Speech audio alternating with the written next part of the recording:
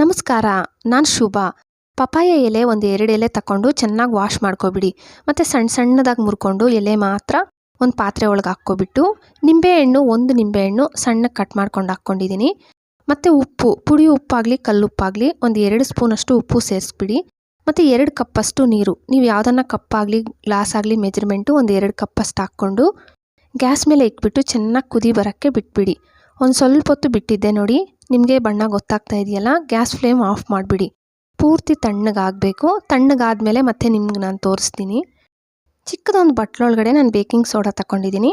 ಅದರೊಳಗಡೆ ನೀವು ಸ್ಟ್ರೇನರಲ್ಲಿ ಪಪಾಯ ನೀರು ಬಿಸಿ ಮಾಡಿಟ್ಟಿರ್ತೀರಲ್ಲ, ಆ ನೀರು ಪೂರ್ತಿ ತಣ್ಣಗಾದ್ಮೇಲೆ ಸೋದಿಸ್ಬಿಟ್ಟು ಸ್ಪೂನಲ್ಲಿ ಸ್ವಲ್ಪ ಚೆನ್ನಾಗಿ ಹಿಂಗೆ ಪ್ರೆಸ್ ಮಾಡಿ ಒಂದು ಸ್ವಲ್ಪ ನೀರು ಕೂಡ ಬಿಡಬೇಡಿ.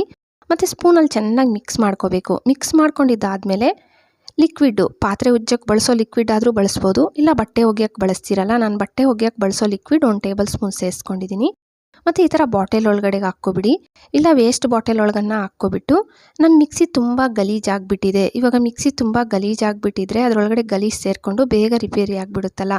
ನೀವು ಆದಷ್ಟು ಈ ಮಿಕ್ಸಿನೂ ಕ್ಲೀನ್ ಮಾಡ್ಕೊತಾ ಇರಬೇಕು. ನೋಡಿ, ಅದರೊಳಗೆ ಲಿಕ್ವಿಡ್ಡು ನಾನು ಸ್ಪ್ರೇ ಮಾಡ್ಕೊಂಡ್ಮೇಲೆ ಮತ್ತು ನ್ಯೂಸ್ ಪೇಪರ್ ಹಾಕ್ಕೊತಾ ಇದ್ದೀನಿ.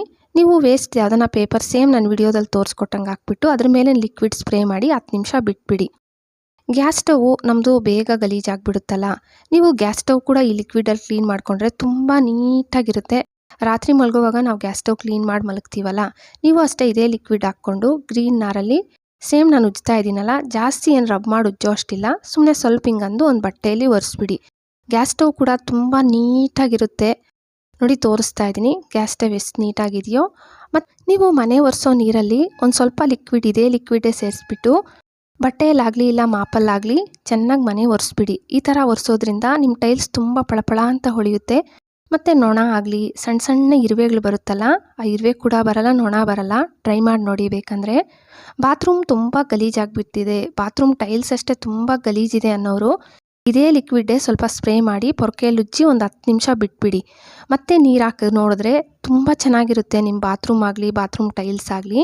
10 ನಿಮಿಷ ಆದಮೇಲೆ ನಾನು ಮಿಕ್ಸಿ ನೋಡಿ ಒಂದು ಸತಿ ಬ್ರಷಲ್ಲಿ ಈ ಥರ ಅಂದ್ಬಿಟ್ಟು ಆ ನ್ಯೂಸ್ ಪೇಪರ್ ಎತ್ತಿಬಿಟ್ಟು ತೋರಿಸ್ತೀನಿ ಎಷ್ಟು ಗಲೀಜು ಬಂದಿದೆಯೋ. ಈ ಥರ ಈ ಲಿಕ್ವಿಡಲ್ಲಿ ನೀವು ಕ್ಲೀನ್ ಮಾಡಿಕೊಂಡ್ರೆ ನಿಮ್ಮ ಮಿಕ್ಸಿ ಎಷ್ಟು ಗಲೀಜಾದರೂ ನಿಮಿಷಗಳಲ್ಲಿ ಕ್ಲೀನ್ ಮಾಡ್ಕೋಬೋದು ನೀವು. ಮತ್ತು ಬಟ್ಸಲ್ಲಿ ಅಷ್ಟೇ ಆ ಸೈಡ್ಸ್ ಎಲ್ಲ ನೀಟಾಗಿ ಕ್ಲೀನ್ ಮಾಡ್ಕೊಬಿಡಿ. ಕ್ಲೀನ್ ಮಾಡಿಕೊಂಡು ಮತ್ತೆ ಒಂದು ಬಟ್ಟೆಯಲ್ಲಿ ನೀಟಾಗಿ ಒಣಗಿರೋ ಬಟ್ಟೆಯಲ್ಲೇ ಒರೆಸ್ಕೊಬಿಡಿ. ಸೈಡ್ಸಲ್ಲಿ ಅಷ್ಟೇ ನೀವು ಇದೇ ಲಿಕ್ವಿಡೇ ಸ್ಪ್ರೇ ಮಾಡಿಕೊಂಡು ಬಟ್ಟೆಯಲ್ಲಿ ಒರೆಸ್ಬಿಡಿ. ಅಕಸ್ಮಾತ್ ನಮ್ಮ ಮಿಕ್ಸಿ ತುಂಬ ಗಲೀಜಾಗಿದೆ ಅಂಟಿದೆ ಅನ್ನೋರು ಒಂದು ಬ್ರಷಲ್ಲಿ ಚೆನ್ನಾಗಿ ಉಜ್ಕೊಳ್ಳಿ ಲಿಕ್ವಿಡ್ ಸ್ಪ್ರೇ ಮಾಡಿ. ಇಲ್ಲ ಅಷ್ಟೊಂದು ಗಲೀಜಿಲ್ಲ ಅನ್ನೋರು ಬರೀ ಲಿಕ್ವಿಡ್ ಸ್ಪ್ರೇ ಮಾಡಿಬಿಟ್ಟು ದಿನ ಒರೆಸ್ಬಿಟ್ಟಿಟ್ರು ತುಂಬ ಚೆನ್ನಾಗಿರುತ್ತೆ. ನೀವೇ ಡಿಫ್ರೆನ್ಸ್ ನೋಡಿ. ನಿಮ್ಮ ಮಿಕ್ಸಿ ಬೇಗ ಗಲೀಜೇ ಆಗಬಾರ್ದು ಅನ್ನೋರು ಈ ಥರ ಹುಲ್ಲಂದು ಟೋಪಿ ಅಂತೂ ಇದ್ದೇ ಇರುತ್ತೆ, ಹಿಂದೆ ಹಾಕಿರ್ತೀವಿ, ಹಳೆವು ನಾವು ಬಳಸ್ತಾ ಇರಲ್ಲ, ಸ್ವಲ್ಪ ಅರ್ಧೋಗಿದ್ರೂ ಬಳಸಲ್ವಲ್ಲ, ಅದನ್ನು ಈ ಥರ ಮಿಕ್ಸಿಗೆ ಹಾಕಿಟ್ಬಿಟ್ರೆ ನಿಮ್ಮ ಮಿಕ್ಸಿ ಒಂದು ಸ್ವಲ್ಪ ಕೂಡ ಗಲೀಜಾಗಲ್ಲ.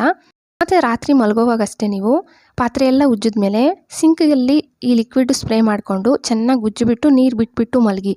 ಈ ಥರ ಮಾಡೋದ್ರಿಂದ ನಿಮ್ಮ ಸಿಂಕಲ್ಲಿ ಬ್ಯಾಡ್ ಸ್ಮೆಲ್ ಬರೋದಿಲ್ಲ. ಸಿಂಕ್ ಅಷ್ಟೇ ತುಂಬ ನೀಟಾಗಿರುತ್ತೆ. ಟ್ರೈ ಮಾಡಿ. ವಿಡಿಯೋ ಇಷ್ಟ ಆದರೆ ಅಂತೂ ಪ್ಲೀಸ್ ಒಂದು ಲೈಕ್ ಕೊಡೋದು ಮರಿಬೇಡಿ. ಹಾಗೆ ಸಬ್ಸ್ಕ್ರೈಬ್ ಮಾಡಿಕೊಂಡು ನಿಮ್ಮ ಫ್ಯಾಮಿಲಿ ಫ್ರೆಂಡ್ಸ್ಗೆ ಶೇರ್ ಮಾಡಿ. Thank you friends.